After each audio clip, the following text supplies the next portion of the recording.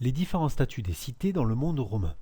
Au fur et à mesure de la progression de la domination politique romaine autour du bassin méditerranéen, les autorités romaines se sont adaptées juridiquement en créant trois grands types de statuts qui permettent une intégration progressive à la citoyenneté romaine.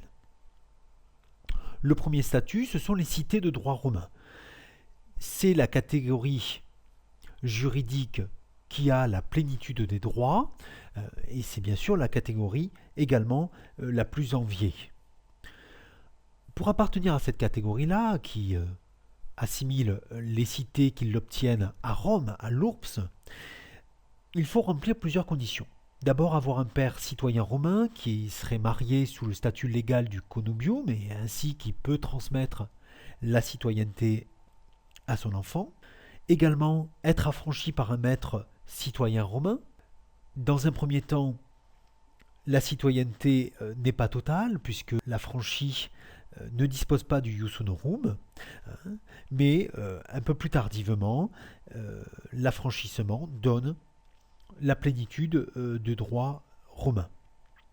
Il peut également s'agir d'une concession par les imperatores sous la République ou par l'empereur sous l'Empire, concession de la citoyenneté romaine pleine, à la fois à titre individuel, c'est le cas par exemple après 24 années de service dans les troupes auxiliaires aux légions romaines, et puis également une concession collective de la citoyenneté romaine à l'ensemble d'une cité. Une fois l'obtention du droit romain obtenu, il ne devient effectif que par l'enregistrement dans une tribu et dans une classe censitaire. Par ailleurs, la mention de la tribu devient un élément clé de l'état civil du nouveau citoyen, puisque c'est cette mention qui permet de prouver sa citoyenneté romaine.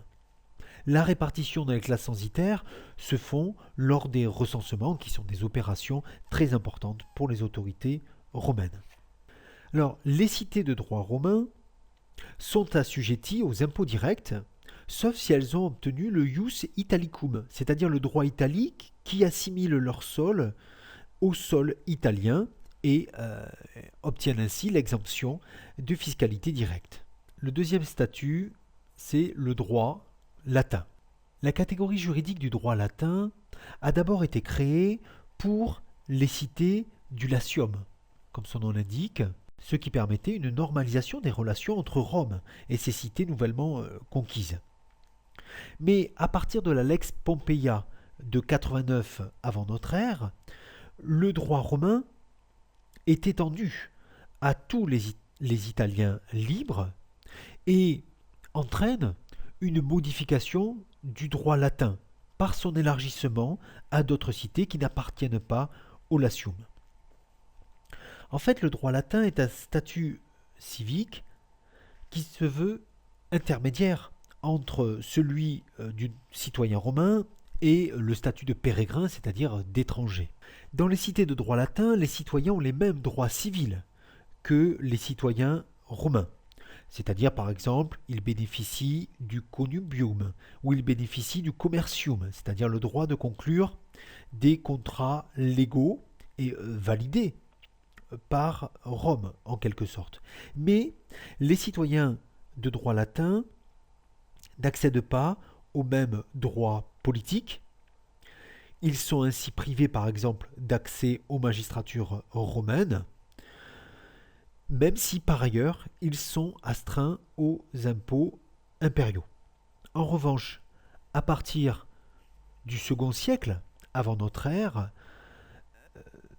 être magistrat supérieur dans une cité de droit latin garantissait l'accès à la citoyenneté romaine. C'est l'empereur Hadrien qui va étendre ce droit à l'ensemble du conseil de la cité.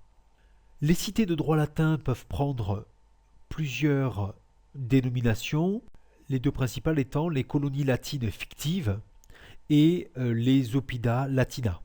Le dernier statut, ce sont les cités pérégrines.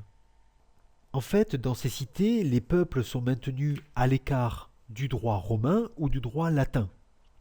Ils sont cependant soumis à la fiscalité impériale et à la loi provinciale, mais ils ne disposent que de la citoyenneté locale. C'est-à-dire que théoriquement, les pérégrins ne peuvent épouser que des personnes de même statut, ou ne peuvent faire du commerce que par l'intermédiaire d'un citoyen romain ou latin.